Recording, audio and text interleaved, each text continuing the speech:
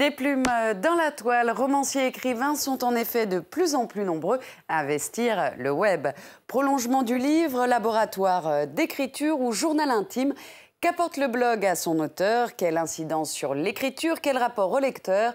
Pour répondre à ces questions, Lise Pressac s'est plongée au cœur de la blogosphère littéraire.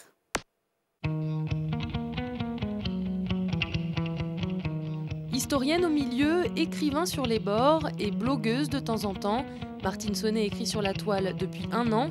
À l'origine, la publication d'un livre, Atelier 62, des courriers de lecteurs enthousiastes qui inondent sa boîte aux lettres.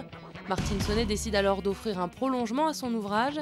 Oubliez le papier, elle choisit le web pour la souplesse, la réactivité et l'échange avec le lecteur, à qui elle donne rendez-vous chaque samedi pour son feuilleton Montparnasse Monde.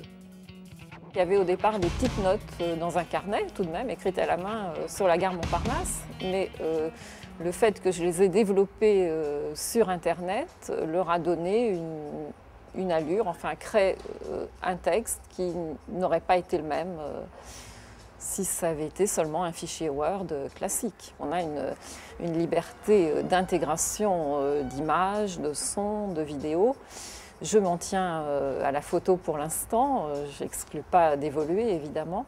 Les blogs d'écrivains attirent des centaines de visiteurs par jour, mais surtout une poignée d'habitués qui laissent leurs commentaires sur le travail en cours, participent à la création en temps réel.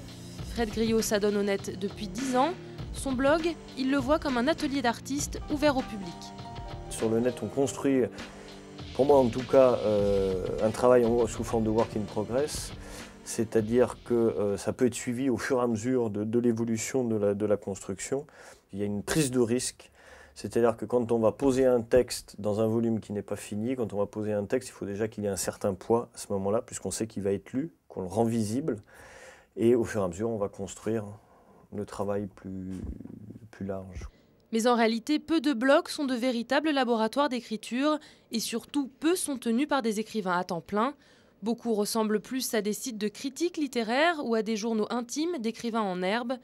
Peu de blogs comme celui de l'écrivain Éric Chevillard, l'autofictif. Il y publie 3 notes par jour et ne laisse pas de place aux commentaires des lecteurs, faute de temps pour pouvoir y répondre. Pour Pierre Assouline, c'est sans doute le seul vrai blog d'écrivain. Il y en a peu pour une raison. C'est que tenir un blog impose une régularité, une autodiscipline et une sorte de fidélité entre soi-même et le lecteur.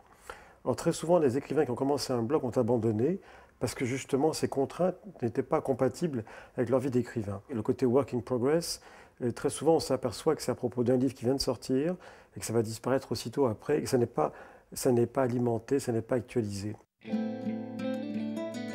Écrivains professionnels ou du dimanche, sur le web, tous sont libérés des contraintes commerciales des maisons d'édition, mais ne renoncent pas pour autant à publier. Un autre modèle économique est simplement en train de se créer. Les auteurs publient eux-mêmes d'autres auteurs. Ainsi, le site publi.net, créé par François Bon et Fred Griot, on peut y acheter le feuilleton de Martine Sonnet en version numérique. Les écrivains blogueurs ne forment finalement qu'une petite communauté d'avant-garde pour qui le web est bien plus qu'un simple salon littéraire.